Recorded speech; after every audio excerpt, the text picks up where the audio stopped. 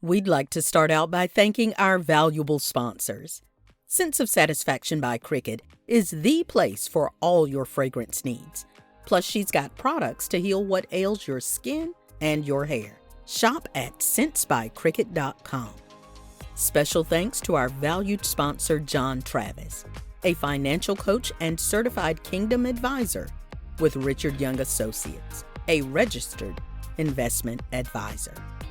Thanks goes to Anna Patterson, my sister in the Lord who faithfully gives to this ministry every month. And to our newest sponsor, LaToya Gerard of Preach the Word Worldwide Network. She is a valued sponsor and a major encourager regarding this ministry. We need and would love to have you as a sponsor. Absolutely no gift is too small. Please note the info regarding giving throughout and at the end of the show, and help us spread these testimonies around the world. Please note that the views and opinions expressed on this show are not necessarily the viewpoints of our sponsors.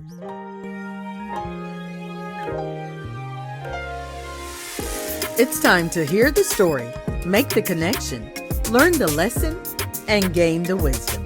Are you ready? Let's get charged and be changed. The SisterSpeak+BrotherBreak show. Conversations on grace, healing, and deliverance. This is Marcy Bush.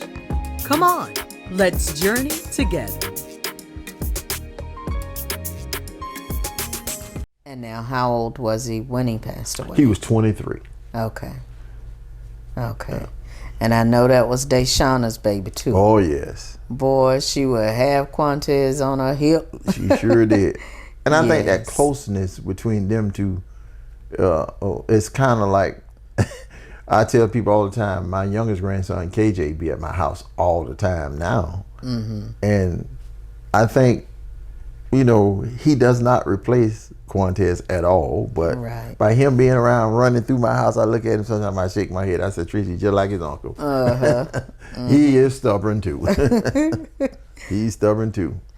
But yeah, and it's amazing how, I guess when God blesses someone with a child like Quantez, he knows what he's put in you. Oh, yes. The grace he's put on your life to be able to raise that child, because everybody truly could not do it. And I'm gonna say this. Bishop talked to me one day. He says, God had to get him here because he knew from the foundation of the world that he had to get here. But he could not get him here with you in the condition you was in. So that's why he had to clean you up in order to get him here. So when I understood that, it changed me. It changed me in another way, that as I sit back and think about it, there was no way I could have raised that baby in the condition I was in. Right. There was no way. Right. But God knew from the foundation that he had to get here. Yes. And so you said he taught you patience. Oh, yes. He taught you patience. He taught me patience. How has it been since he passed? Because he passed unexpectedly, didn't he? Right, yes. How has it been? To me, I only said two things to him that night. Baby, I did everything possible. I took you to every doctor. I did every appointment. I have no regrets. Mm-hmm. I said, man, I did everything I could. Mm-hmm. It hurt, yes it did, but I did everything I could. Yes. And I knew his mother was the one I was really concerned about. Mm-hmm. But for it's me, I did everything I could. Yes. And I turned job positions down to make sure he got to his appointments. Mm-hmm. Wherever appointment he used to have, I used to take him to the appointments, go to work. But I did everything I could. Yes. And it was just God's timing that it was for time for him to come home. Yes. Yes. And so I know that in and of itself, and we'll have to have Pat on here one day, but I know that in and of itself, anytime there is someone extracted, so to speak, from your life, from the equation, being here physically, I know even when it's a friend, when it's someone outside your home, but when it's someone inside your home and that peace is withdrawn, I know everything begins to change. Yes. Everything begins to change. And so how did you have to reposition yourself after his passing? I took on the role of making sure my wife was okay. There was a void because normally we had a routine. I get up at 4:00 in the morning to go to work, and a lot of mornings he would be woke. I would go back there, change him, get him up, feed him, and put him back in his bed before I go to work. That was just about every morning. She would put him on the school bus, and that void was gone during that time. And so she was going through a rough time, and I understood it because I kept asking her, "Are you okay?" And she would say, "Yeah," and I knew she wasn't okay because that was her baby. So I knew she wasn't okay, but I kept trying to make sure she was okay. And it took a while. Even right now at times I can tell when it affects her. Yes. But I still try to be that steady post for her. Right. Yeah. And it makes sense because it's a journey. Yes, it is. It's a journey. It's a journey to, once you go through grief or as you're going through grief, you know, it's a journey, and just reminding yourself that it's okay to experience the sadness. It's okay to be happy. Yes, it is. Sometimes people have trouble being happy again, but it's okay to experience the emotions because God gave them to us. And we just have to continue and allow ourselves to be wherever we are in that space. And one of the things also, I used to think because he was with me and my wife, that a lot of things I would not say to hurt her feelings, that he was the reason for it, but it wasn't. It was me. I was changing. They didn't know I was changing my own self. Oh, that's good. Yeah. I had changed, and I said, all this, it doesn't matter. That's good. Because I thought it was him, but it was me being changed. Yes. Quantez was the light at my house. I would tell people that. So when he did pass, it was traumatic. And I really didn't have time to grieve. I took it as I did, like I said before, I did everything I could. But when it hit me one day, I was coming from work, and it hit me. So I called my friend Leon, and he asked me, "Where you at?" I told him. And he walked me through it to get me home. Yeah, so it hit me. And so that, I think it was that following Saturday, when the COVID was about, Bishop told me, he said, "Man, it's time to let it out. It's time for you to grieve, because you're trying to be strong for everybody, but you had not had a chance to be grieving for yourself." Not one time did Satan ever try to mess with me during that time about drinking. Okay. Not one time. Not one time. My mind wouldn't even float that direction. Because most people say, yeah, he tried to attack you at your weakness, but not this one. No, it didn't. That's good. Not this one. Because my stance was even greater now than it was before. So it wasn't him keeping me, my son, it was God keeping me. So that's why I said I had changed and didn't know I had changed, because of that. Every day we had to make sure he was okay. So it was a lot of God, all God. Yeah. All God. Yes, it was. But yes, it was a change. But thank God we made it through. Yes.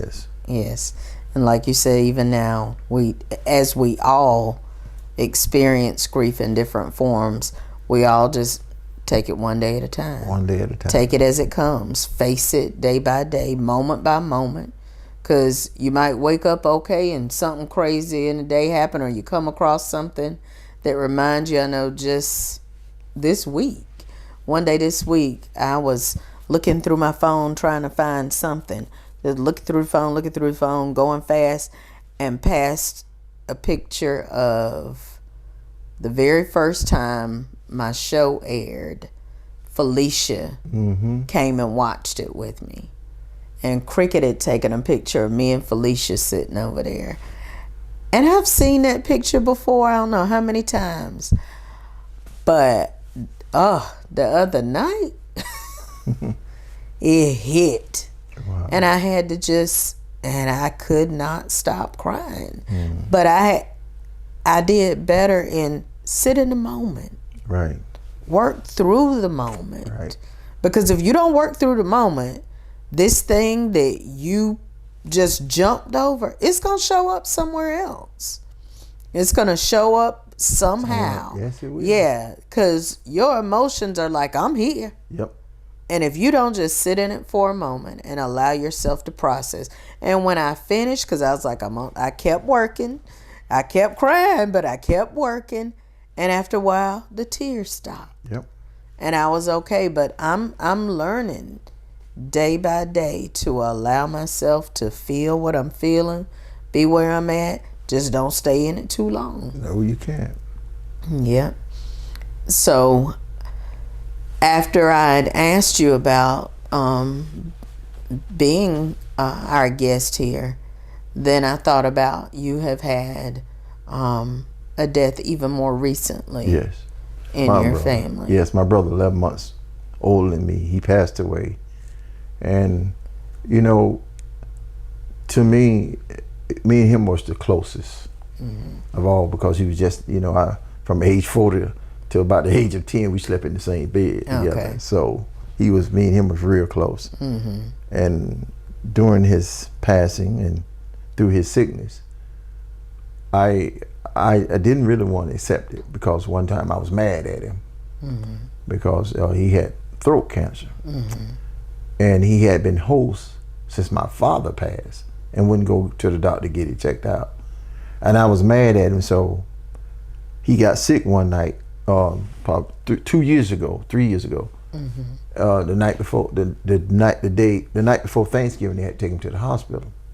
And my nephew called me and told me what was going on. And I was going up the road.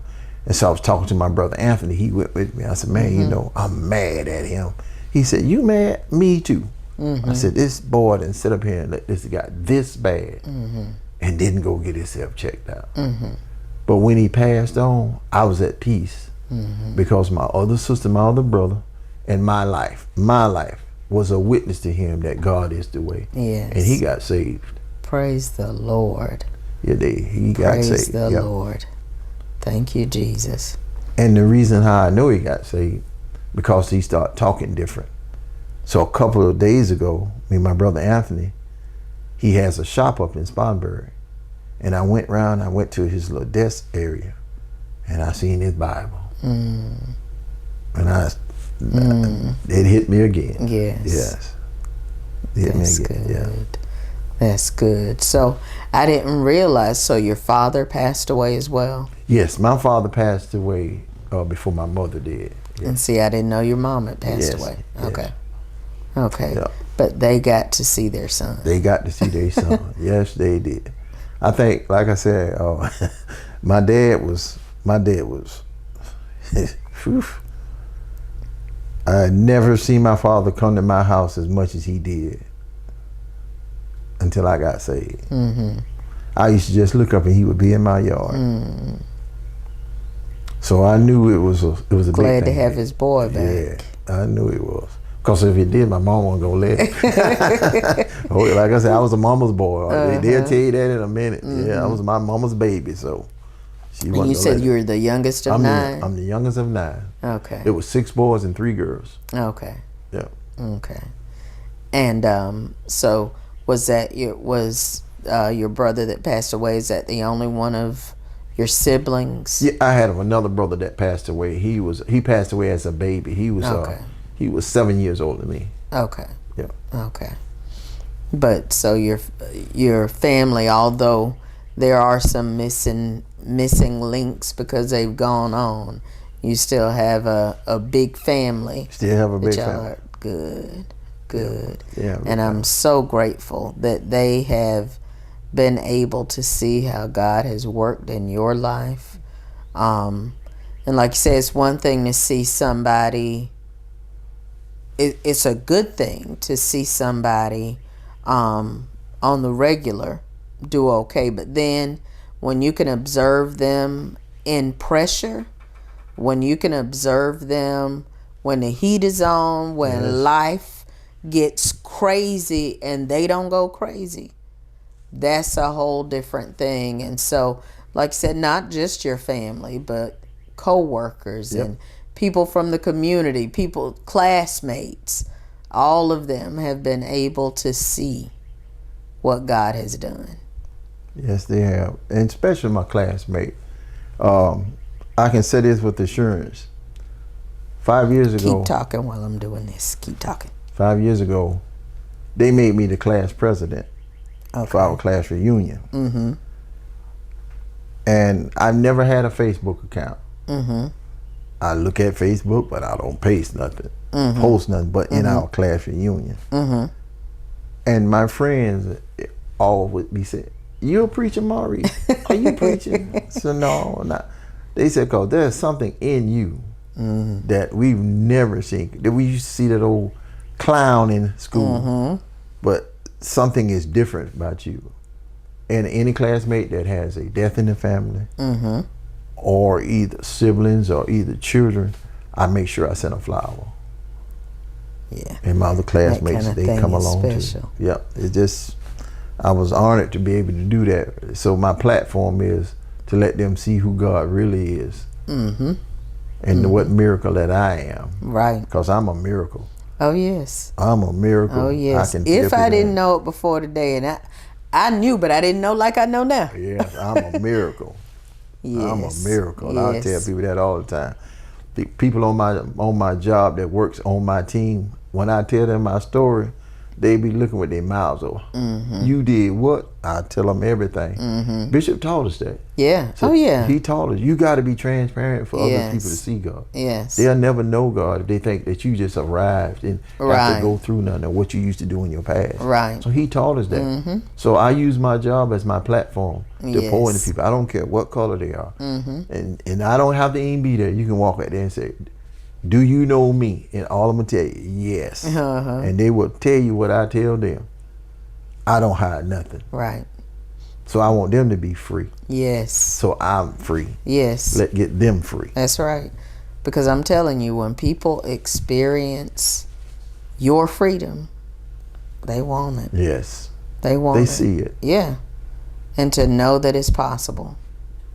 So we're going to do, well, before we do the questions, is there anything that we didn't touch or anything that you want to say to someone who may find themselves where you found yourself? Just what is there anything you want to say during this time?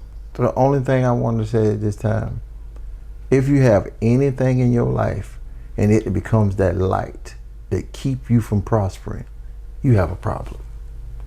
Something holds you back, makes you think different, makes you react different. It's like everybody is against you and you are here on this island by yourself. Go talk to somebody. Go talk to somebody. Because my way of hiding it was I didn't think my parents loved me, my dad especially. And the only thing my dad was trying to keep me from going down that road. Right. And I went straight down that road. So when I learned that, I tell my own kids this today. Talk to somebody who done been down there. Just don't hide and don't just feel like, it's you against the world. No, it's not. Go talk to somebody so you can get you some help. Yes. That comes from my bishop. He said, go talk to somebody. If it ain't him, somebody. Talk to somebody. Yes. And that way you can get some help. Yes. And that's good that you said not just for alcohol, Yeah. but anytime. Anything. Yeah. Anytime you feel yourself in that place. So that's good. So we're going to go to some little rapid fire questions. Just to kind of see what makes you tick. What activities make you lose track of time? What activity? Watching football. Oh, really? Yes. Gotcha. I didn't know you were, so who's your team? My team are the Atlanta Falcons. Okay. Okay. When you are 80 years old, what will matter to you the most? That I reached out and reached back to get someone else. That I just didn't get here by myself. That someone else helped me get to this point. Okay. That's good. What makes you smile, Maurice? What makes me smile? Seeing my wife and my grandkids and my children. And, you know, my church family is real important. There's no balance there. All of them on the equal balance. My church family is real important. Bishop, you know, he's one of a kind. And he's comical. But yet and still, Bishop and First Lady, they are number one as well. Yes, that's good. Maurice, I want to thank you for taking the time to sit and talk to us, let us inside your journey. I thank you for the transparency. I know that lives are going to be touched and changed by the things that you've shared today. Just so many different aspects of your journey that I know will touch different people. So I'm grateful for you sharing with us. I really am. I appreciate you for that. I'm honored to be on your show. Thank you so much for having me. Yes, sir.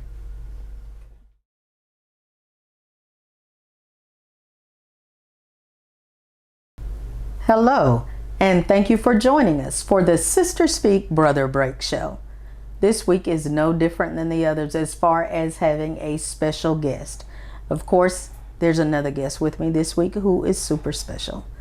Today, we have someone with us who I've known for, and I guess I knew her by face for probably 30 years or maybe a little better.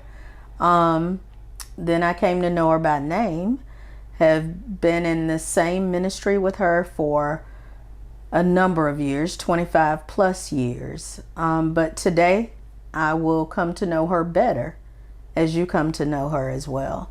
And I already know, because of some of the highlights I know from her journey, I know that it will help you, and I believe that it may help someone in your life as well. So we welcome Patricia Brightharp. Pat, we want to thank you for agreeing to sit with us and share your journey. I knew that I wanted you on here at some point. And just the other day, my sister was like, why don't you do it now? And I thought that it was a really good idea, because immediately before you, we've had your husband, Maurice Brightharp. And sometimes just even learning how, even though your beginnings started out differently, then you have a part of your journey that's together.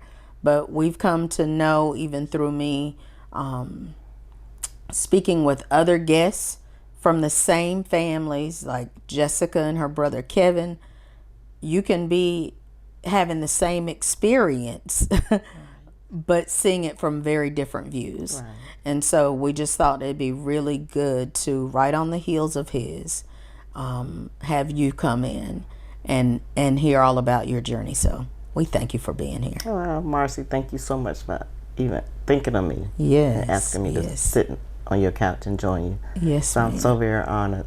Thank you so very much. It's a pleasure. I really appreciate being here. It's a pleasure. So we always take it all the way back. Okay. So tell me about so what did your family call you? Because a lot of us call you Pat. I know your husband calls you Trish. So. Well, my name from when I was little all the way till, let's say, till I graduate, and sometime even now, is Trish Ann. Oh, really?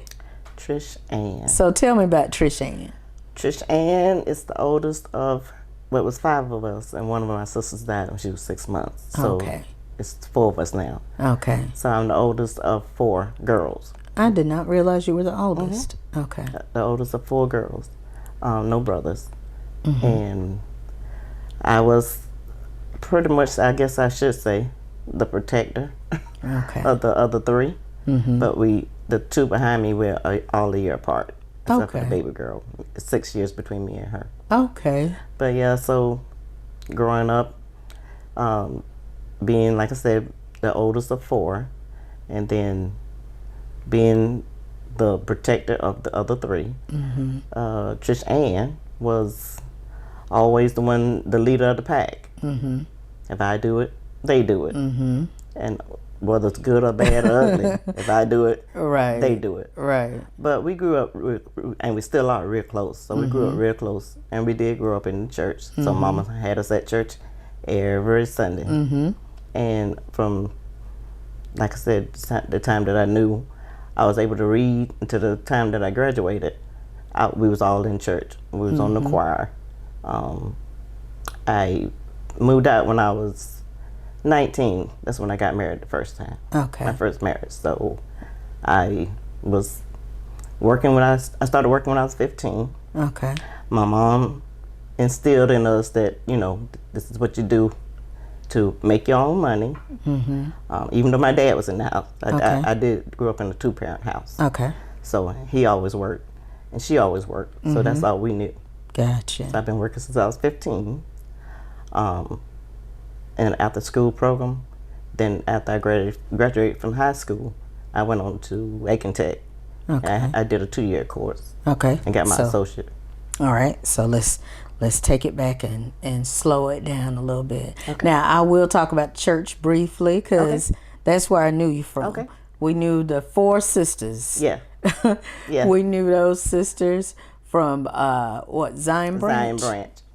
Because y'all would be singing up a storm. Yes. So that's how even before I knew your names. Yes. I knew you because I was singing with Zion Fair's choir. Right. So we would see each other in passing at church anniversaries. So that's how I knew y'all from the beginning. But tell me, besides you being like the protector, are there any other things that you remember, even I guess now looking back on your childhood, that kind of, as you see who you are now, you can see that it was formed from that time? Looking back now to where I was then, I can see I always was a leader. Okay. A leader. Even in the job positions that I had, was kind of like in a leadership position.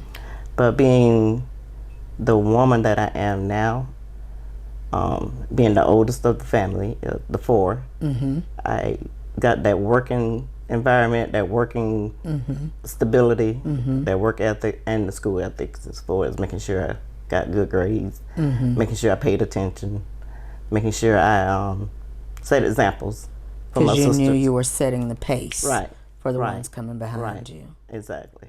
Okay. But Thanks so much for joining us today. If you've been blessed by today's show, feel free to let us know. And if you'd like to sow into this ministry, become a sponsor, or contact us, you can reach us at 803-221-0169. Or you can email us at thessbbshow@gmail.com. Let's continue this journey together.